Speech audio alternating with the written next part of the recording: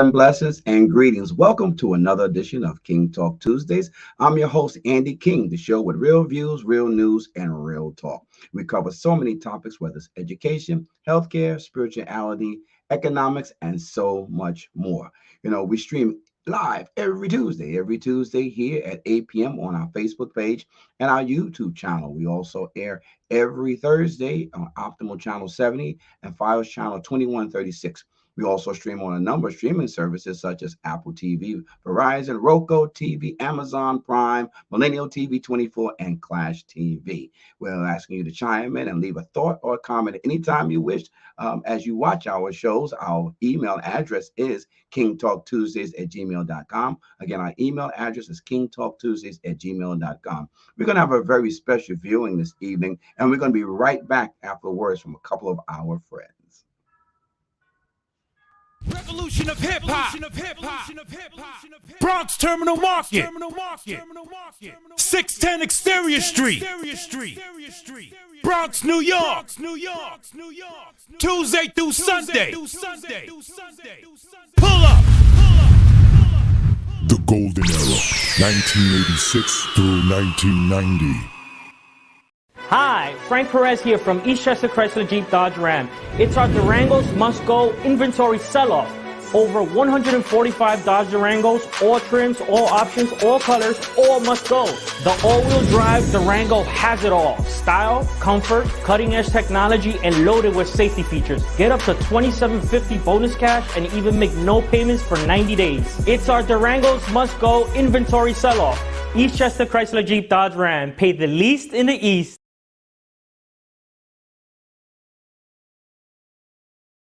Good Neighbors Community Outreach Agency provides programs that help community residents improve their lives and support their families. Are you in need of food, clothing, employment, or a home? We also provide immigration services and passport renewal. Hi, I'm Pastor Glad. And I'm Lady D. We're here to serve you. Need help? Ask us. You can reach us by calling 718-652-3288 or visit us at gncdcny.org.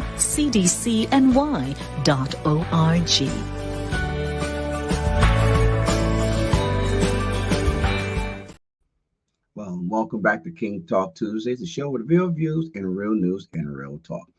Tonight we're going to do something a little different. Some of the time we go out into the neighborhood in our communities and catch an event and just let people know what's going on outside of the halls and the walls of King Talk Tuesdays. And we're so delightful. You heard us mention throughout the years and the years that, we talked about our young people. We talk about our youth. And one of my main things I always say is that people pay attention to people who participate. So these young people have been participating in the Bronx Youth Empowerment Program, a program that my wife and I started this is actually our 18th year. We're in the grind, in the groove, and making help sure we can do all that we can to help teenagers from the ages from 11 to 18. And this year, just last week, they engaged in a very spirited conversation with some of their elders, business people, education people, spiritual people, entertainment people, just to learn and voice their concerns going up into society, but learn some of the wisdom that those who have done it, who've walked the road, that are successful and staying connected with the neighborhood, has so much to offer.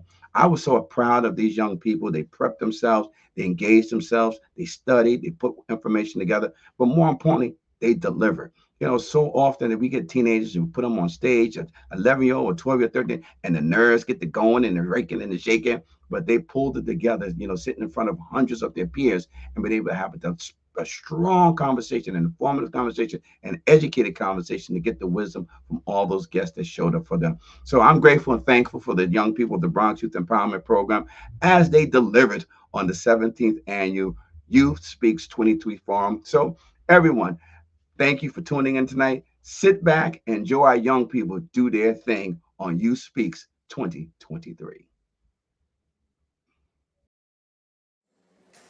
Good day, everyone. Thank you for coming out today. My name is Enrique. My name is Albert. And we'll be your host for today. We are glad to have you here today. In order to get here safely, of the grace of the Lord, we'd like to give thanks to Him and the reasons why he brought us here. So we would like to call up the pastor to give blessing to open up today's event. Tyler Young.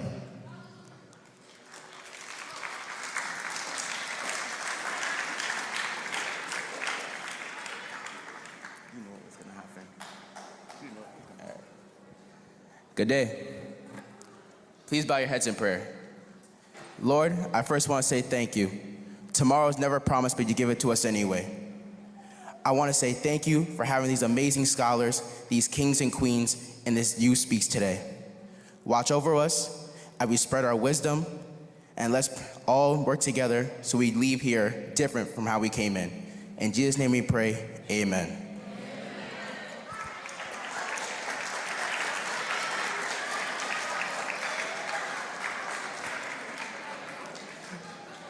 We also could not be here if it wasn't for the school body themselves for allowing us the privilege of using their platform to host this program. Therefore, I would like to invite the vice principal of the school to say a few words of encouragement.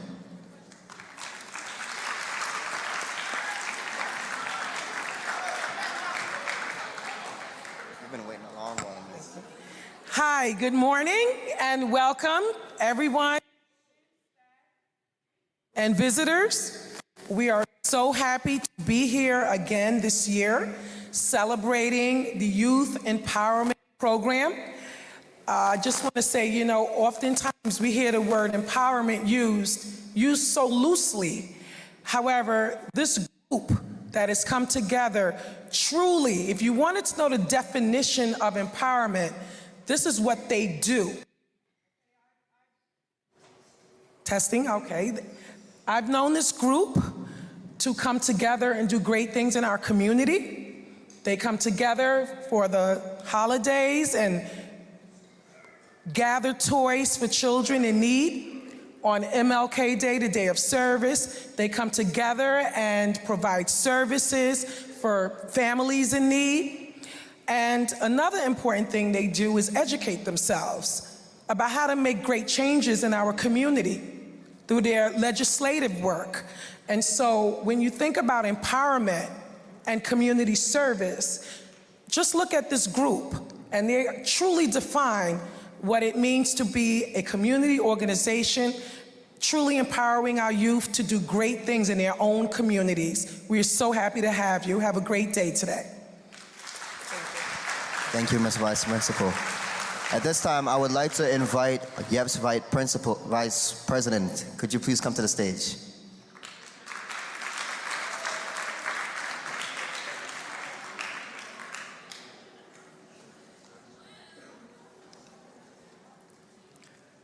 Members of the dignitary body, staff members, my fellow colleagues, friends, and family.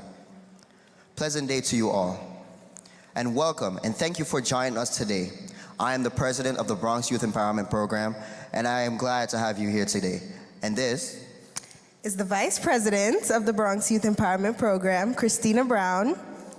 And we understand that you all could be doing something else today, but we truly appreciate that you are all sitting here today to hear what we have to say.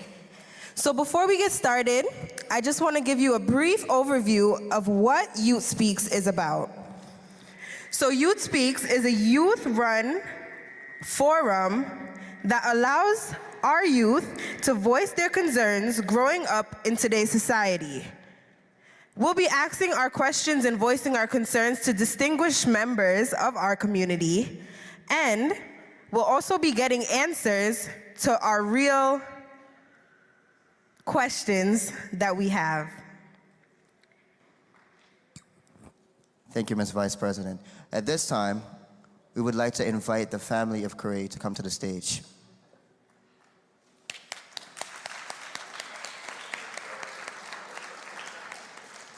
And Mr. King, could you accompany them as well? Following Mr. King, we're also asking that all our members of the Bronx Youth Empowerment Program come as well.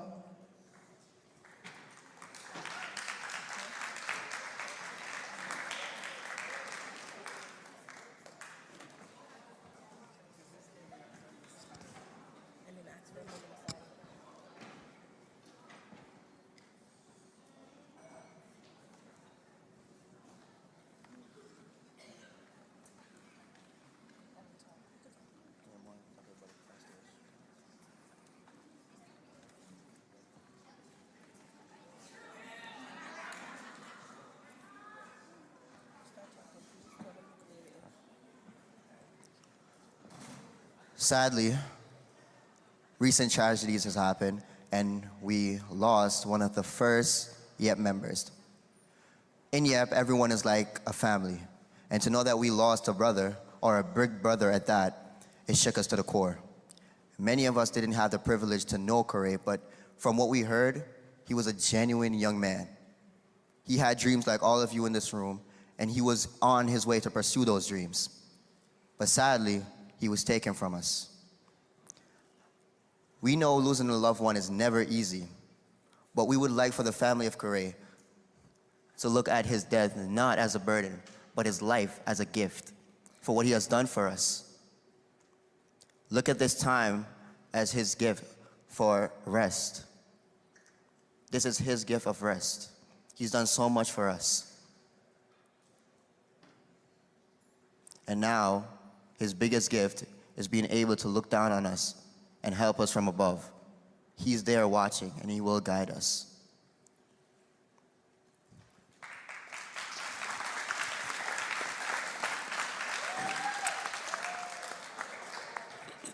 To the parents of Corey Gray and Grandma, you know I love Corey like a community son, as we are a family in YEP. And that's what we are. We're one big giant family. And I used to tell the story when we were younger, and Corey was one of these yellow shirts that was running around. And I remember the time, I always have to tell the story, he was teaching everybody French. So we was going in the car, we were going somewhere, and one of the YEPers said, "Oh, I think, Mr. King, we can do that, we can go there." And Corey says, "I didn't know you speak French," and everybody looked at him. "You said we, what do you mean we? You mean you?" And from that moment in time, his 10-year-old wit stood with us as family and someone who was wise. We know the Lord makes no mistakes, and we are thankful that we've had this young man in our midst for the time that the Lord gave us to serve with him. So at this moment in time, we'd just like to take a moment in silence for the spirit of your son and your grandson, for the energy that God he left us. All right, so maybe bow our heads in a moment of silence.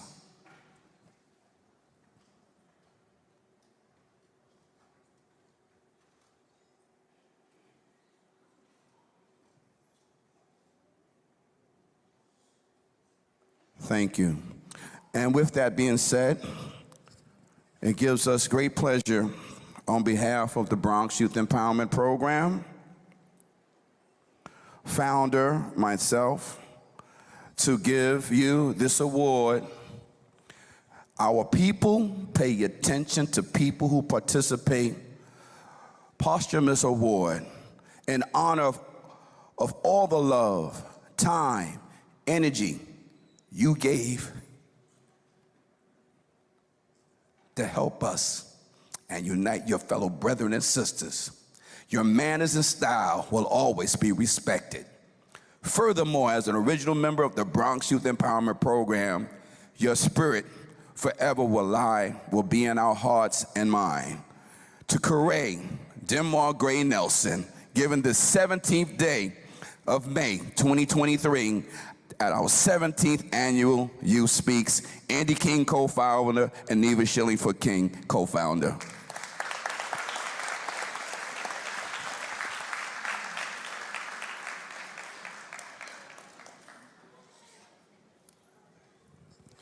I know this is a rough time. If you'd like to say a word or two, Mom, be our guest.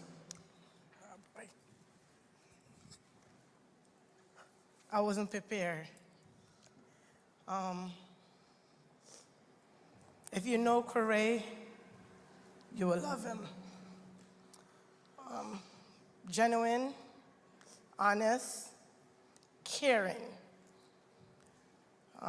He's my only son.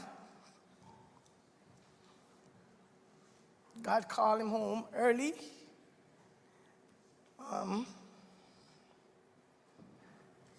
He left me a beautiful granddaughter. So I have to be strong. YEP came around, he asked, I put him in it. Washington, D.C., he'd been all over, he met Barack Obama. YEP program is a good program. I'm I will tell you guys, you go a long way in YAP. We have people that's in Manhattan working. We got lawyers from YAP. We got a lot of young men and queens in YAP. Guys, find something to do. The street is not your friend. Find something to do, and it's not the street that take my son, he just slept away. So I want you guys to know,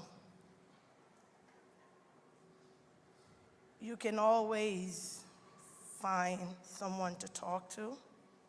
It doesn't matter who. And my son would have said, like he said, it's us.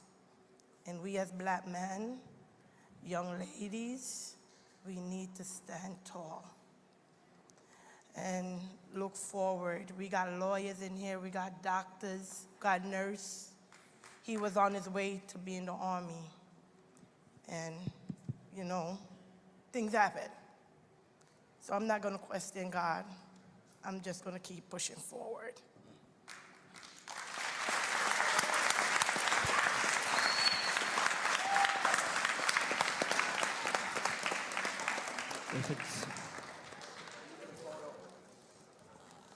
Okay, guys, all right, let's start. So with every game, there are rules to a game. And like this game, it's Q&A. So the rules for this game is, each yepper will approach the podium, and as they will give an introduction along with addressing themselves, they will address the people they are talking to, and while they do that, the person will come up to the podium. Each person has a set limit, and the timekeepers are down there, so keep your eyes on the time. So you have a set limit to how long you can speak for.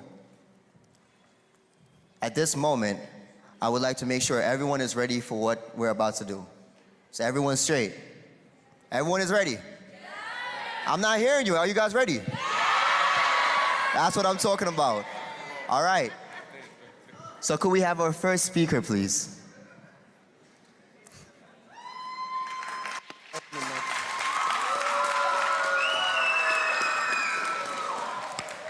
Good morning. My name is Andrea Sari. I'm 10 years old and my school is PS 78 Annie Hutchinson, and I'm in the 5th grade. Today I have some questions to ask Dr. Gwen Gout concerning the religion, Christianity, and the spirituality in our schools.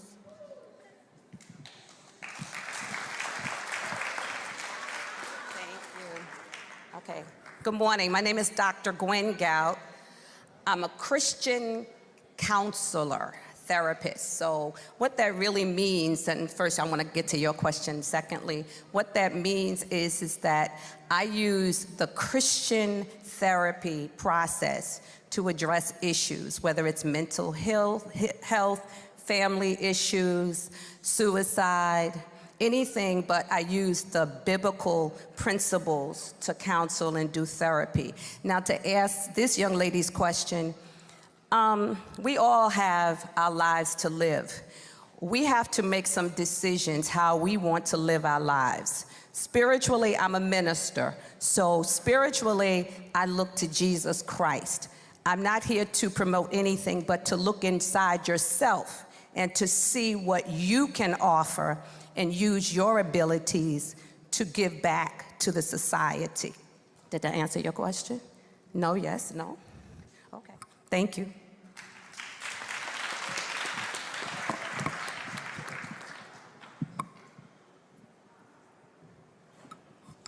Thank you.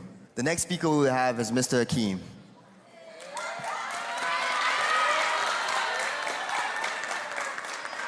I hope you guys will actually learn something from this one. If not,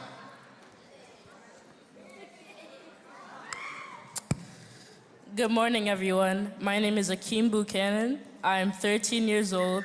I attend Leaders of Tomorrow and also the Public Relations Officer of YEP. Today, my topic will be on healthcare with Dr. Sume. In this day and age, many children commit suicide, especially in the Black community, from the ages of 10 to 19. Children commit suicide, and approximately 46,000 die from suicide every year.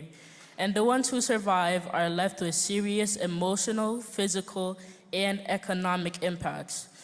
They may also experience depression and other mental health concerns. So I ask you, Dr. Sumi, why aren't these children getting the proper health care they need? And how can we make this more effective?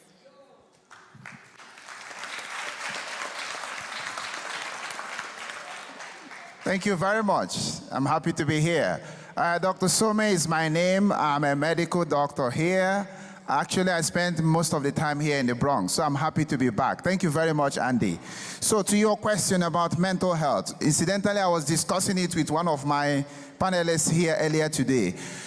Children, adults, all grades of people die as a result of mental health. What are the reasons? One is, first, mental health is a disease condition just the way you have diabetes, high blood pressure, and every other physical health condition. So one thing is, we are all susceptible to it. So that's one. Second thing is, children die sometimes because of stigma or no education or cultural sentiments. So in some communities, especially minority communities, depression, other mental health conditions like schizophrenia are seen as admission of weakness. So people do not admit to that. So one thing is we need to educate people that this is not weakness, it is just a medical health condition like every other one. So that's one. Second thing is that we have counselors in the community whom we can engage in the schools in the community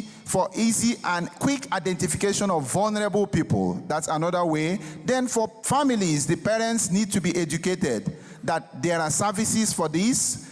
We have counselors in the hospital, in the community, in the school. So one is mental health for children, for adults, is a condition that is inherent. Everyone could be susceptible to it. Number two, children oftentimes do get these conditions because of many reasons: bullying, no education, stigma, and so on.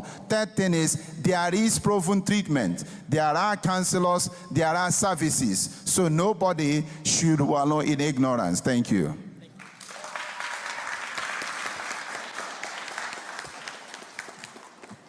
Now I would like to call the next speaker, Tyler.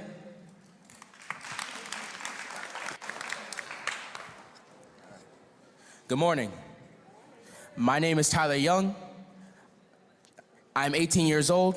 I'm a member of the Bronx Youth Empowerment Program and a student from the Academy of Scholarship and Entrepreneurship. My question was dedicated towards Jamila T. Davis, but sadly she is not here today. So if any one of y'all, after you hear my question, would like to answer it, please come up. As you may know, we all go through our own trials and tribulations in life. We all go through our own hardships that may change us, make us better, or even break us. We all know the saying, no pain, no gain. So my question is, do you think that your trials and tribulations changed you for who you are today? And how did your personal life experiences change your perspective on life? Great question. That's a great question. Hello, everyone. How are you? I'm Marlon Gray. I'm the Bronx Borough Coordinator for Project Pivot. So that's a great question. I'm sitting on the panel now with this esteemed guest. I'm thinking about my title, but then I'm rewinding how I got here. So that question, like I was homeless, actually, when I was 16. I've been on my own since I was 16 years old. I never met my father. Me and my mother had a strange relationship, and I would have been one of these students in a type of, like I'm the coordinator of Project Pivot, I would have been a pivot student, whatever that is, because of my circumstances. And the interesting thing about being a young person, you're not asked for the life that you have. You know, other people bring you into the world, and then you come in and you have to really piggyback off of the life that they set for you. But a lot of other things happened to me as well. You know, I was shot, actually. A lot of other things happened, but that's what happens when you're finding your purpose. sometimes when you don't have the people around you to help you and motivate you. But I never prayed that thing, I never said, why me? I just always prayed that I got better. I never prayed that things was easier. I prayed that I got stronger, you know, to help me with the times. And I didn't know where I was going, so I didn't end up anywhere. But the minute that I knew my destination, it's like a GPS. You put the address in the GPS, you have to get to your destination. So use those things, whatever that's unkind or unfriendly or the pain, these are the same things. Once you triumph and tribulate and overcome, they're gonna motivate you later on, and you're gonna laugh at those things. And trust me, I'm testament that you will. If you have a purpose, you hold on, you stay true to what you're following, doors will open where you just saw walls. Trust me, trust me. All right. Thank you, sir. All right, thank you. All right. All right, is everyone sitting next to a friend right now? Everyone sitting next to a friend, right? I want you to look to your friend and dab them up and say, I'm that guy. Yeah. Tell them that you're built different. We got this. All right. At this time, we'd like to call up the next speaker. Oh, okay, you guys can calm down now. We can calm down.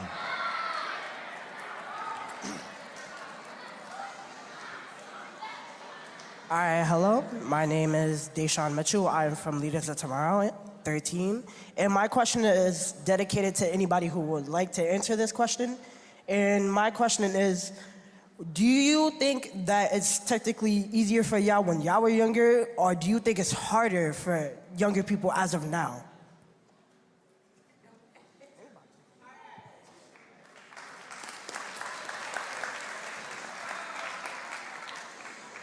Good morning. My name is Rudy Combs. I'm with the 100 Black Men. And to answer your question, young man, the pressures that you're under right now, I never had that kind of pressure, okay? The network, the internet, all right? All of that is available, and everything that happens now goes on the internet. I didn't have that. If we had a fist fight, right, it didn't go on the internet. You didn't get embarrassed. All right? You didn't want to commit suicide because someone hit you or stuff like that. It's crazy right now with the peer pressure. I have kids, and I have to constantly tell them what they need to do under these peer pressures. So that's my 29-year-old son, okay? He lives in the South Bronx, okay? And I grew up in the South Bronx. So growing up in the South Bronx is a whole nother animal, okay? You're living in a crime-infested, drug-infested with lack of resources. And then you got to try your best to succeed, okay? But you can turn that around. I hear people talking about dreaming, okay? It's very important for you to have dreams. Dreams do come true. I'm a living testament for that, okay? I'm standing here from the South Bronx with a master's degree. Never thought that would ever happen. But I dreamed. My dream was to be a basketball player. A lot of young men that I talk to, they talk about they want to be a basketball player, they want to be a baseball player, okay? And that's fine, that's a dream. That was my dream. That kept me going to class, and even though the dream didn't come true, I traveled all over the world for a basketball, okay? And I got a free scholarship. It's very important because your parents can't afford scholarships. Most of us can't. They need to get a break, all right? And you need to help them get that break. You need to make sure you get a scholarship. And the only way you're going to do that is take your grades serious, all right? Take your grades serious. If you have problems with your grades, what you do is get a mentor, one of your friends. If they're good in math, English, go and ask them to help you. But don't let nobody tell you that you can't do something. You can do anything you want to do if you put your mind to it. Thank you.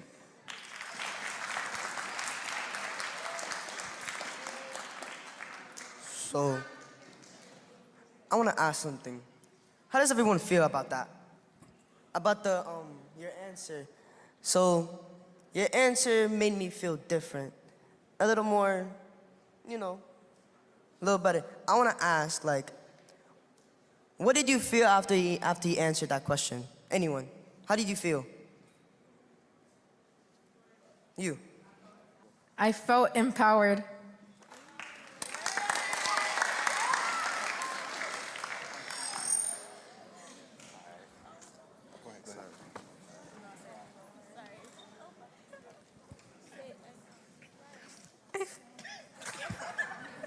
We felt inspired.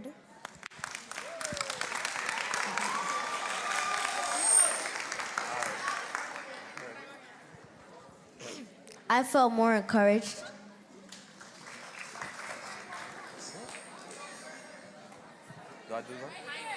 Now that you heard everyone's thing, how do you feel? After hearing how everyone, how you changed how everyone feels. Testing. Mm-hmm. Testing. Well, we feel great because that's the purpose of us to, a lot of times as adults, we think we know everything, but we don't. And that's just the truth. I'm here to tell you, I have 3 children, 25, 19, those are boys, and a 7-year-old daughter. And I learn from them, and they learn from me. It all depends what we're talking about. And you'll get to know that as well. You're a student and a teacher at the same time, depending on who you're talking to and what you're talking about. So what we're here is like to bridge the gap. It's not too much differences. The gentleman mentioned like social media, things of that nature. We're talking about the negatives, but that's also a positive because you have information at your fingertips. So instead of looking at YouTube, you can look at a TED Talk, right? Instead of looking at Instagram, you can look up definitions of words and things of that nature and challenge yourself. So the time is here, technology is here, but you just got to use it to your benefit.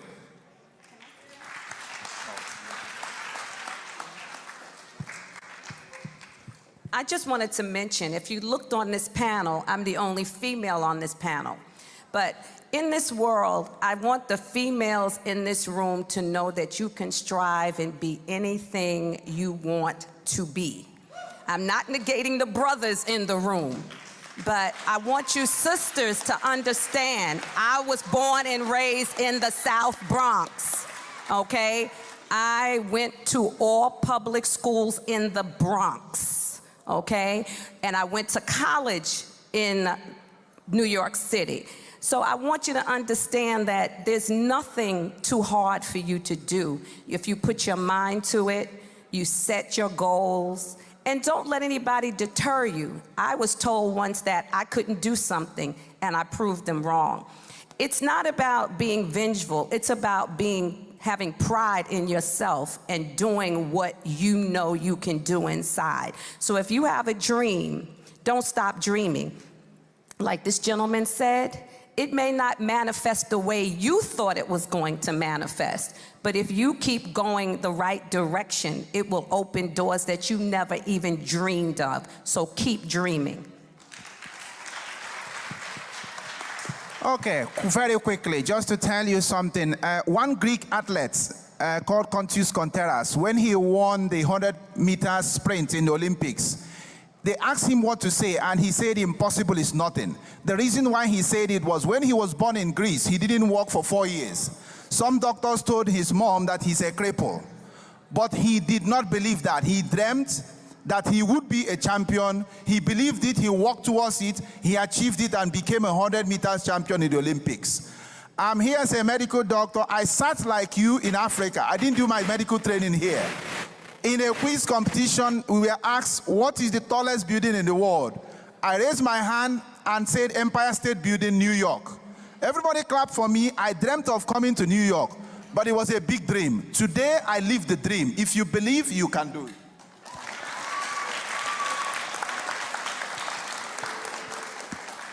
I would like to call the next speaker up, please.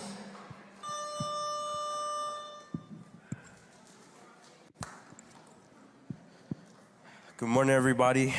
My name is Victor Rodriguez, and I'm the secretary of the Bronx Youth Empowerment Program. I just wanted to ask a question in the mental health category. As a person who has been through middle school and high school, I noticed that in a lot of those situations, we fall under a lot of things like mental health, like depression, anxiety, stuff like that.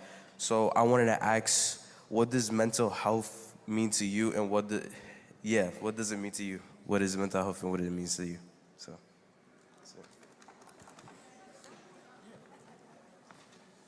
Thank you very much, everyone. So, mental health. I go back, I like speaking in quotes. In Britain, if you look at their medical society, their motto is no health without mental health. In New York City, does anybody know the name of the New York City Department of Health? Can anybody tell me the name of the New York City Department of Health? The full name. Okay, the full name is known as New York City Department of Health and Mental Hygiene. So there is no complete health without mental health. So what is mental health? Mental health is a disease of the mind. Just the way you have a disease of the physical body, you have a disease of the mental mind. So that's mental health. And like I said earlier on, it is a composite, it's a part of your body. Just like your motto says, body, mind, and mind, body, and community. So that's a reason why they say mind, body. So the body is the physical that you see. The mind is what you don't see. And there's no complete health without both of them. So what is mental health? It's a disease of the mind. Can we be predisposed to it? Yes, we can, just the way we can be predisposed to any other condition. Then for a young person growing up, yes, there are many challenges. There is peer pressure.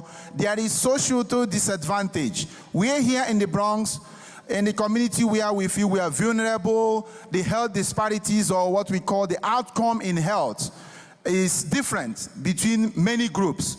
So some of these things play into that narrative of mental health. But the fact remains, as I tell you people, as somebody growing up, the advantage you have is that there are many things you can do, which we can do because we are getting older. When I was little like you in my house, we woke up 5 a.m. every day. I still wake up 5 a.m. today. So whatever you experience as a child, it can play to your advantage. You have energy, you have health, so whatever you see, do not allow it to put you down. So that's one thing you tell yourself. And there is nothing you can achieve unless you tell yourself that. So in terms of mental health, depression, schizophrenia, mood disorder, the main thing is you can fight it and there is help.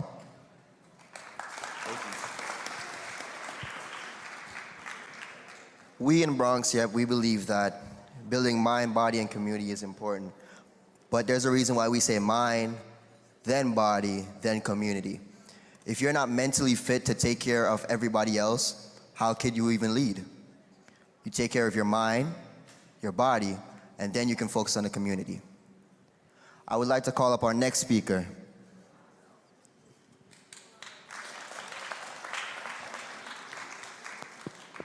Hello, my name is Jalissa Golston, and I'm a part of YEP, and I'm also go to L team.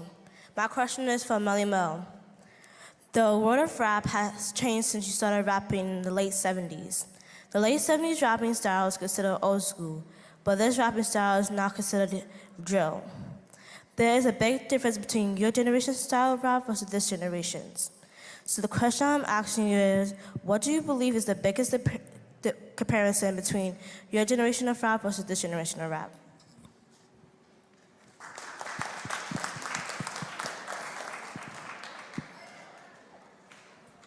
Thank you. How y'all doing, everybody? How are y'all doing? How are y'all doing? So now that's a great question, and I'll be asked that question all the time. The biggest difference between what I did 40-something years ago and now is when I first started, it was nothing really out on the streets for us to do. It was no programs.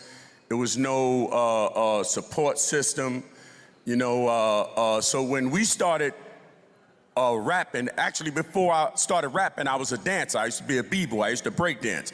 You know, not spin on my head, but, you know, I could dance. I was a really good dancer. And then when I got too old to dance, or when it got more athletic, that's when I started rapping. And actually, I was the first guy. If you don't know me, I'm actually literally the first guy to MC. Ground zero, right here, from right in the Bronx. We used to play in Olinville Park. We did the whole route, right? So now the main thing was this. We started rapping, and I want y'all to listen real clear. We started rapping and singing and entertaining. It's not only the rap, but it was a whole gambit of entertainment, the DJ, the MC, the B-boy, the graffiti artist. We started doing that to get out of the hood. To get out of the hood, to go places, to do things.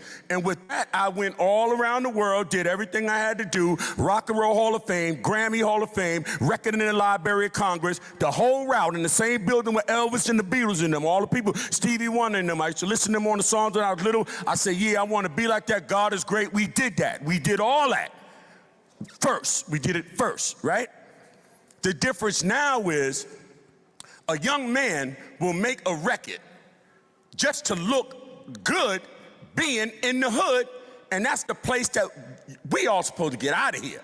This is like, really what it is, I mean, and we all live here. I come from the block, you know, lived in the projects, all that, but we supposed to get out of here and rap, you know, and even though right today, I live right around the corner.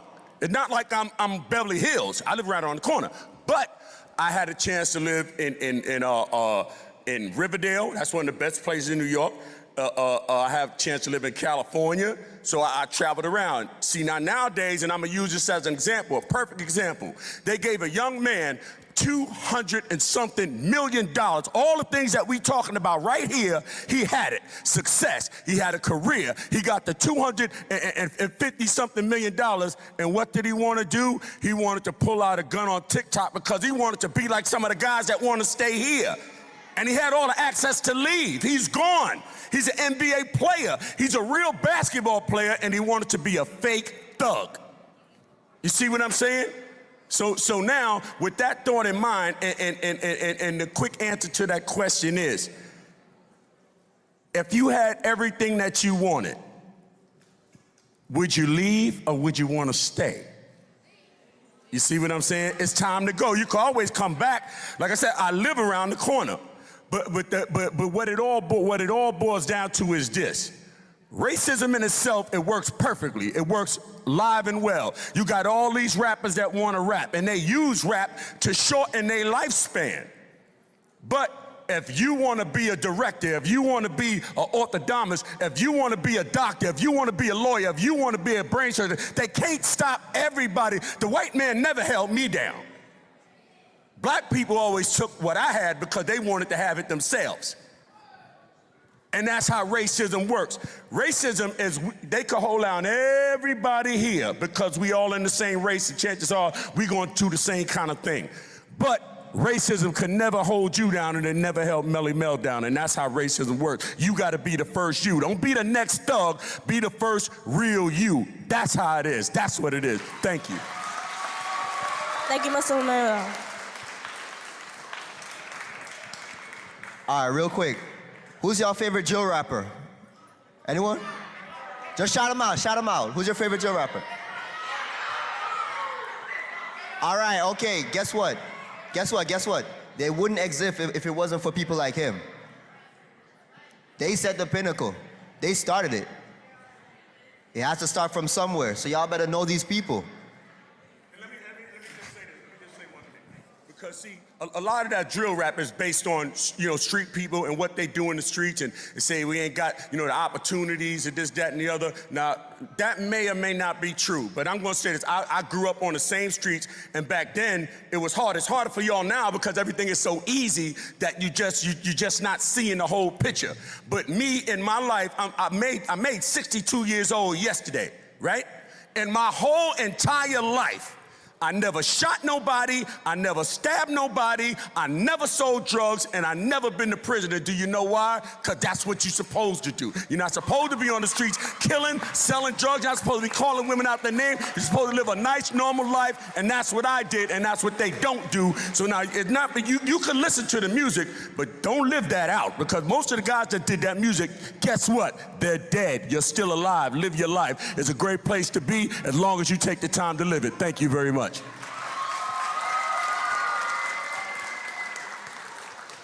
Thank you, sir. Thank you. Now we will have our next speaker.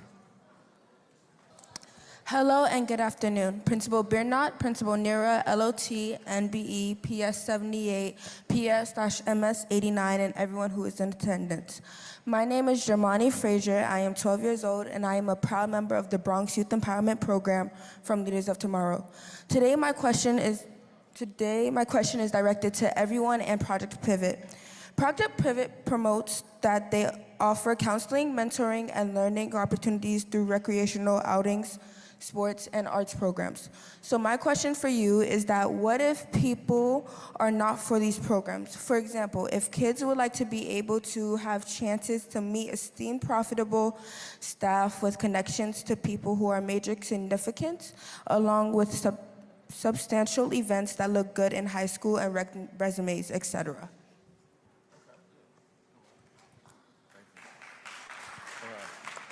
That's a great question. No, I mean, second grade, well, all the questions was great, actually.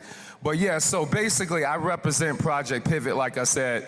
So Pivot is the mayor and chancellor's initiative to activate the minds of youth, to just do things like we're doing now. So that's the purpose, actually. So we give money to schools to engage with community-based organizations that they feel match the needs that their schools is experiencing, and then they come in and delivering services. So we have great programs throughout the city. We have a financial literacy program with Chase, where they're coming in and teaching the young people about financial literacy.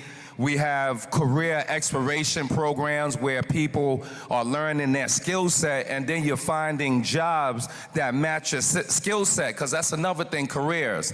And then we provide unity, just like what you're doing here, where you create a family structure, right? Because when you have a family structure, that's a replacement for a gang, right? Because that's all a gang is, a false sense of structure, a family, right? So basically, that's what we're doing. And to go back to the esteemed Melly Mel, what he was talking about, and with the, I'm big on words, so I don't like old school. This is an icon. This is a legend, right? So you don't say old school. And the drill music, that's beats, but it's about lyrics. So what we're doing at Project Pivot, I too have a background in the music industry, my own Fly TV, the Focus Broadcaster Network. I have a lot of celebrities signed to me and things of that nature in my other life, but I bridged the two. So what we're doing is, I got my guy Mathematics, a platinum producer from the Wu-Tang Clan, right? Anybody know Wu-Tang? Anybody watch the Wu-Tang series on Hulu or anything like that? But he's given us a platinum track.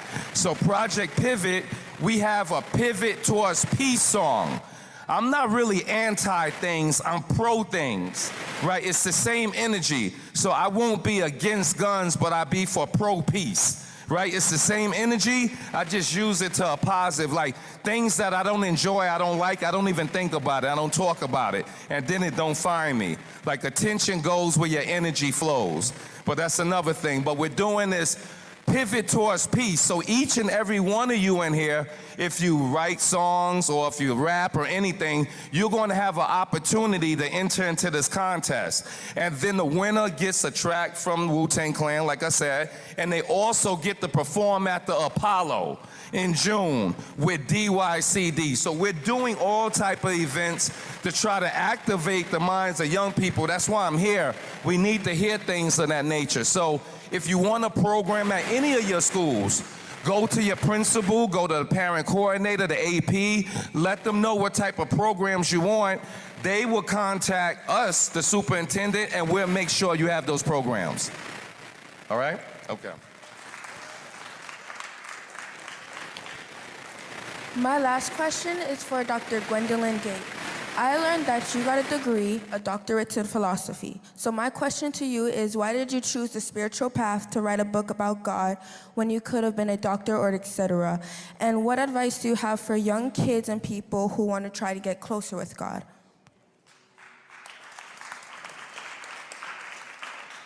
Thank you. As everybody's been talking about, there's a path. And I tried a lot of different things, but I had a calling on my life. So I followed the ministry path that God had set forth for me. Like I said, you have dreams, you have things within you, you have ideas, but I was called to ministry. I was called to help people, to serve others, to support others. And I knew that very early on in my life. But, you know, sometimes we can stray. So we all have done it. We stray away from certain things, but I knew I wasn't happy until I did the calling that was on my life, and that was to ministry, to support others, to give service, and a spiritual awareness of how our lives can go when we do have a relationship with God. Again, I'm not here to promote that, but I'm here to share with you my experience. So to answer the young lady's question, there was a calling on my life. And once I surrendered to that calling, I did go back to school and receive a doctorate in Christian counseling psychology so I could work with families, because I have a counseling therapy service where I work with families and I work with young men and women. So I find peace and joy. As Melly Mel said, I find peace. I find peace in that. And when you know you have peace within yourself, you know you're on the right path. So when you know that you're doing what you've been called to do, you'll have a peace that nobody can take away from you. So that's why I decided to do, and my calling was to minister to others, okay?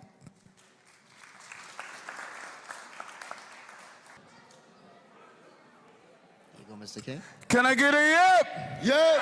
Can I get a yep, yep? Yep, yep. Can I get a yep, yep, yep? Yep, yep, yep. Building, mind, body, and community. Well, I want everybody to give yourselves a hand because you were all delightful today. Make some noise for yourselves.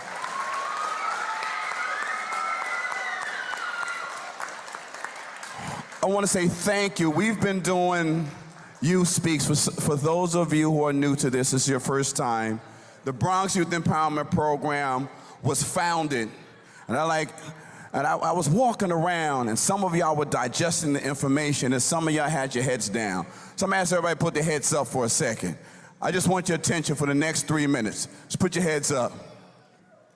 So I want to say this to you all. The Bronx Youth Empowerment Program started 18 years right in this school. It came out of a need of young people after we had a program that was in politics trying to help Fernando Ferrer run for mayor. We had 60 young people that was coming out of the school every day, and we were out there doing community work. That's right. And when he didn't win, the young people was like, what do we do next, Mr. King? And out of that was born the Bronx Youth Empowerment Program, right out of this school. And who's to say 18 years later, we still be doing the work to help 11-year-olds, 10-year-olds, 15-year-olds, 18-year-olds be better adults. So I want to say thank you to you all because we've had these Youth Speaks for about 17 times. And sometimes the young people get in here and they're busy and they're active. But I want to say to each and every one of you, you guys were superb today. You guys were superb today. The questions you asked, the attention you fed the panelists. And matter of fact, let's make some noise for this panelist because weren't they smart? Weren't they great? They gave us what we needed today. Thank you for watering the seeds out here. Thank you for watering those seeds. But more importantly, we got to give it up to every yellow shirt that spent time and energy and stood up on stage and fearful of being laughed at. Let's give it up to your colleagues and your classmates. Come on, let's give it for the Bronx Youth Empowerment Program. So with that being said, before we wrap out, I want to give all praises to the Most High and Christ for bringing us together. But I got to tell you something. See, I don't think some of y'all understand because when it comes to the world of today, y'all forget about yesterday or yesteryear. But see, when I was growing up, oh, by the way, I forgot to tell y'all, I'm a graduate of Olinville Richard Green right here myself. So this is home for me as well. So when I was growing up, you know, I know y'all be listening to A Boogie and everybody else. I'm cool with that. I love me some A Boogie. But you know, one of the people that moved us and made us flow, somebody called Flash and the Furious Five, but they had a guy named Grandmaster Melly Mel who was on that. And he's one of the first rock and roll. Anybody ever heard of Hall of Fame? Everybody heard of rock and roll? You know how many people in rock and roll like a Michael Jackson? These are the people in the rock and roll, and this young man is with them, and he's joined us today. He's joined us there. So I'm telling you like this, Melly Mel, you cannot leave without dropping a beat on us. I've been in here, they would say, we got to hear him say something. They want to hear some rapping, some flow, whatever you got, because you stay ready. So let's give it up, because he's going to give it to you. Come on, Melly Mel. Oh, yeah, y'all know this. All my teachers, y'all know what he's talking about. Oh, yeah. Okay, let's get with it. Somebody say ho! Say ho, ho! Now everybody scream! Hey! Broken glass everywhere. People living on the stage, you know they just don't care. I can't take the smell, can't take the noise. Got no money to move out, guess I got no choice. Rats in the front room, roaches in the back. Junkies in the alley with the baseball bat. I tried to get away, but I couldn't get far, cause a man with a truck to repossess my car. Like a jungle sometimes, it makes me wonder. Now, everybody stand up, everybody stand up. A little bit of throw your hands up in the air, y'all. And then wave them like you just don't care. Somebody say yeah! And now scream! We got broken glass everywhere. People in on the stage, you know they just don't care. I can't take the smell, can't take the noise. Got no money to move out, I guess I got no choice. Rats in the front room, roaches in the back. Junkies in the alley with the baseball bat. I tried to get away, but I couldn't get far, cause a man with a torch about. Come on, y'all, don't push me, cause I'm close to the edge. I'm trying not to lose my head. It's like a jungle sometimes, it makes you wonder how I keep them going under. Standing on the front stoop, hanging out the window, watching all the crocodile rolling as a breeze blow. A crazy lady living in a bag, eating out a gobble pail. Used to be a fag hag, session that's a tango. Skip the left and dangle. Took on Prince, I seen the lost her since. Down at the peep show, watching all the creeps, so she could tell the story to the girls back home. Went to the city and got so to did it. Had to get a picture clip. Help me, don't push me, cause I'm close to the edge. I'm trying not to lose my head. It's like a jungle sometimes, it makes you wonder how I keep them going under. It's like a jungle sometimes, it makes you wonder how I keep them going under. Dig. My brother's doing bass on my mother's TV. Said she watching too much, it's just not healthy. All my children in the daytime, Dallas at night. Can't even see the game or the Sugar Ray fight. The bill collectors, they're ringing my phone. Scaring my wife for when I'm not home. Got the bums, education, double digit inflation. Can take a train to the job, there's a strike at the station. Me, y'all, King Kong, standing on my back. Can't stop or turn around. Broke my sacroiliac, mid-range, migraine, cancer of the membrane. Sometimes I think I'm going to say, I swear I'm like, hey, don't push me, cause I'm close to the edge. I'm trying not to lose my head. It's like a jungle sometimes, it makes you wonder how I keep going under. Everybody stand up, everybody stand up. Everybody stand up. Get on up, get on up. Everybody, get on up. Everybody over here. Get on up, everybody, stand up. Get on up, everybody stand up. Get on up. Hey, somebody say ho. Say ho, ho. Say yep. Say yep, yep. Say yep, yep, yep. Say yep, yep, yep. Say yep, yep, yep. And I'll scream. Cut the music, cut the music, cut the music, cut the music, cut the music, cut the music. Cut the music. Everybody clap your hands. Clap, clap, like this. Clap, clap, come on. Clap. Once we got it, then we gonna get it. Come on, clap, clap, clap.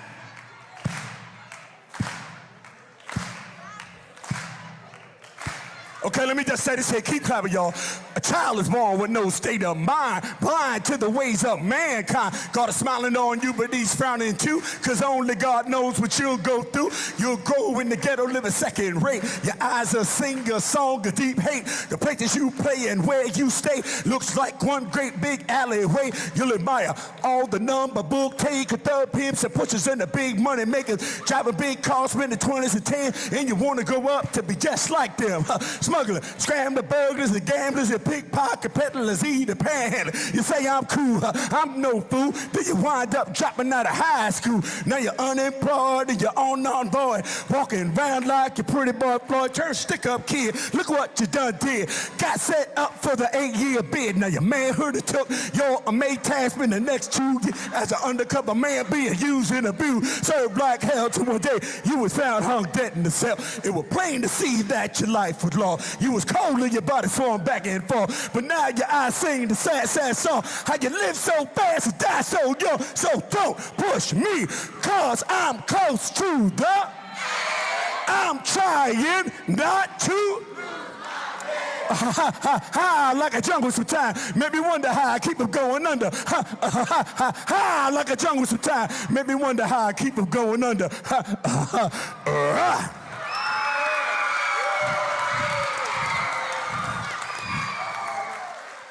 Now see, that was a perfect example of classic, good old classic.